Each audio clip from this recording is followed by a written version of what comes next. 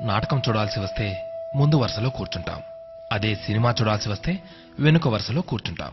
ముందు వెనుక అన్నవి సాపేక్షం. సబ్బును తయారు చేయాలంటే ఆయిల్ కావాలి. అదే చేతికి అంటిన ఆయిల్ని పోగొట్టుకోవాలంటే సబ్బు కావాలి. చిత్రంగా ఉంది కదూ, జీవితం కూడా ఇంతే. సమస్య వచ్చి పడింది, జీవితం అయిపోయింది అనుకోకూడదు. దానిని ఓ మలుపుగా భావించాలి. ఈ ప్రపంచంలో ఇద్దరు ఆనందిస్తారు. ఒకరు పిచ్చివాళ్లు, మరొకరు చిన్నపిల్లలు. గమ్యాన్ని చేరుకోవాలంటే పిచ్చితనం కావాలి. చేరుకున్న గమ్యాన్ని ఆనందించాలంటే చిన్నపిల్లలైపోవాలి. తాళంతో పాటే తాళం చెవి కూడా తయారు చేయబడుతుంది. ఒకటి లేకుంటే రెండోది తయారు కాబడదు. అలాగే పరిష్కారం లేకుండా సమస్య కూడా రాదు. తోటా కంటే శక్తివంతమైనది మాట. ఒక్క మాటతో సంబంధం తెంచేసుకోవచ్చు.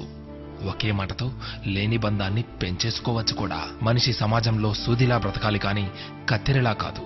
సూది పని ఎప్పుడు జోడించడం మాత్రమే, కత్తెర పని ఎప్పుడు విడదీయడమే. అందరినీ కలుపుకుంటూ బ్రతకాలే గాని కత్తెరలా విడదీస్తూ కాదు. నిజాన్ని మార్చే శక్తి ఈ ప్రపంచంలో ఎవ్వరికీ లేదు. కానీ ప్రపంచాన్ని మార్చే శక్తి ఒక్క నిజానికి ఉంది. నీవు సంతోషంగా ఉన్నావంటే నీకు సమస్యల్లేవని కాదు, వాటిని ఎదుర్కోగల శక్తి, ధైర్యం నీకున్నాయని అర్థం.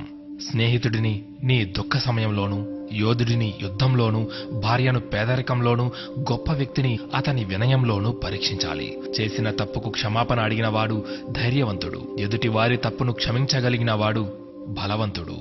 కష్టం అందరికీ శత్రువే, కానీ కష్టాన్ని కూడా చిరునవ్వుతో స్వీకరిస్తే అది సుఖమై నిన్ను ప్రేమిస్తుంది. ఓటమి లేనివాడికి అనుభవం రాదు, అనుభవం లేనివాడికి జ్ఞానం రాదు.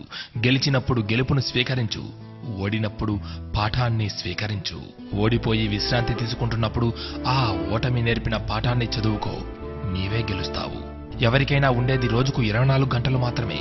గెలిచేవాడు ఆ 24 గంటలు కష్టపడుతుంటాడు. ఓడేవాడు ఆ 24 గంటలు ఎలా కష్టపడాలా అని ఆలోచిస్తుంటాడు. అంతే తేడా. గెలవాలన్న తపన, గెలవగలను అన్న నమ్మకం, నిరంతర సాధన, ఈ మూడే నిన్ను గెలుపుకు దగ్గర చేసే సాధనాలు. నేను గెలవటంలో ఓడిపోవచ్చు, కానీ ప్రయత్నించడంలో గెలుస్తున్నాను. ప్రయత్నిస్తూ గెలుస్తాను, గెలిచి తీరుతాను. స్వయం కృషితో పైకొచ్చిన వారికి ఆత్మవిశ్వాసం ఉంటుంది గాని అహంకారం ఉండదు. ఏమంటారు?